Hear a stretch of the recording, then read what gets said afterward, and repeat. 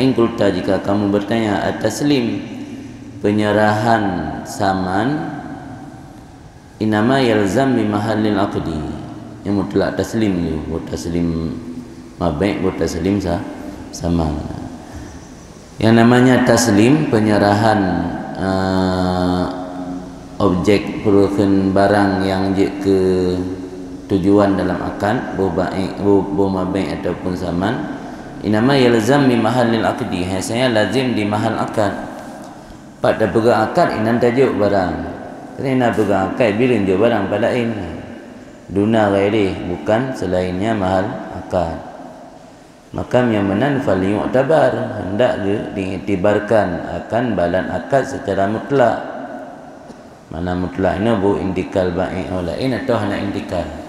Bu ba'i' indikal lain atau hana indikal, part yang dah pegang akad inan juk barang. Yang menan durah ka, jamun ke durah zakah. Durah zakah part yang tajuk, part yang dah pegang akad inan juk barang. Bu yak kirim lain, bu intibar lain. Yang menan pertanyaan kiban jawaban. Lazim taslim mahal akad kan lain mahal akad. Di dan itibar ini badan akad je mutlak. Hanakalan pekeh si baik ka indikal atau hana indikal lain. Qultu lun jawab kini mahajan mamnuun nyan pegah lazim taslim mahal akad itibar badan akad secara mutlak. Yang iluh hendak terima mungkin mahajan. Nah surahnya dapikan mutlak kan memandu mamnu'an, pegah mutlakannya mamnu. Pasal ulama itu kena pembahasan masalahnya lambak karat. Kiban gua lambak karat kan na mukrid na muqtarid. Mukrid urang hutang, muqtarid urang hutang. Analahul mutalabah, bahwa baginya seseorang, di seorang ini mukrid. Ana yang mutalabah kan mukrid, muqtarid matlub. Muqtarid urang hutang. Ai tuntut tu. Urang hutang kan.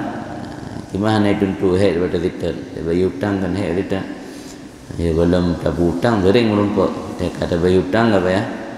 Okey bagi ka hek hana merumpuk di kan matlub talabah.